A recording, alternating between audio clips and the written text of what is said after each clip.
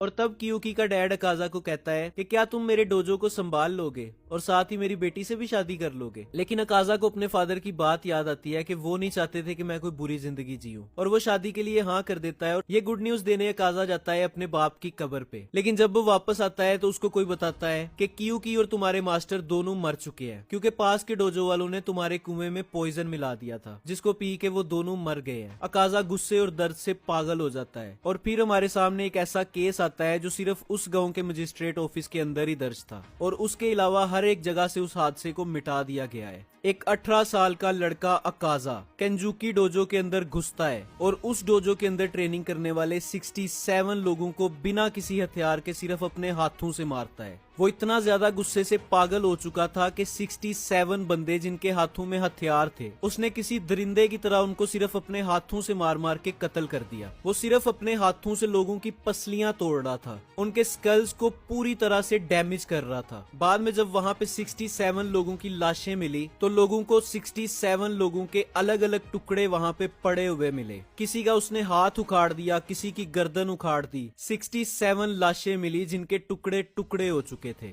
और ये हादसा इतना ज्यादा खतरनाक था कि बाद में गांव के लोगों ने डरते हुए इसे एक झूठी कहानी का नाम दे दिया कि यहाँ पे ऐसा कभी कुछ हुआ ही नहीं। उसके बाद हम लोग देखते हैं कि बुरी तरह खून से भीगा हुआ काजा चलता हुआ जा रहा है और ब्रिज क्रॉस कर रहा है। लेकिन तभी उसको सामने ब्रिज पे मिलता है मोजान। मोजान ने सोचा कि मैंने यहाँ पे किसी भी डीमन को नहीं भेजा, तो फिर आखिर इतने सारे लोगों को मारा किसने। अकाजा ने मोजान की तरफ देख के कहा कि सामने से हट जाओ वरना तुम भी मारे जाओगे। लेकिन मोजान ने तभी अपना हाथ अकाजा के सर में घुसा दिया और यहाँ से शुरुआत होती है अकाजा के डीमन बनने के सफर की। अकाजा को जब ये सब याद आता है तो उसको काफी ज्यादा दुख होता है कि मैंने ना तो अपने फादर के आखिरी लफ्जों की इज्जत रखी और ना ही मेरे मास्टर ने जो मुझे सिखाया मैंने उन मूव्स का अच्छे से इस्तेमाल किया। और तभी गियू और तांजिरो देखते हैं कि अकाजा अपना ब्लड डीमन आर्ट यूज करने वाला है। वो दोनों एकदम शॉक हो चुके हैं क्योंकि अब वो लड़ने की हालत में बिल्कुल भी नहीं है। लेकिन तभी अकाजा अपने ही वार से अपने आप को डिस्ट्रॉय कर लेता है, लेकिन दोबारा से रीजनरेट होने लग जाता है। पर वो खुद को रीजनरेट होने से रोक रहा होता है और खुद को कह रहा होता है कि ये दोनों अच्छे से लड़े, इन्होंने मुझे फाइट करके हराया है और अब मुझे अपनी हार माननी है। और तभी हम लोग देखते हैं कि अकाजा डिस्ट्रॉय होना शुरू हो जाता है। लेकिन अगले ही सीन में हमें दिखता है कि कियुकी ने अकाजा को गले से लगाया होता है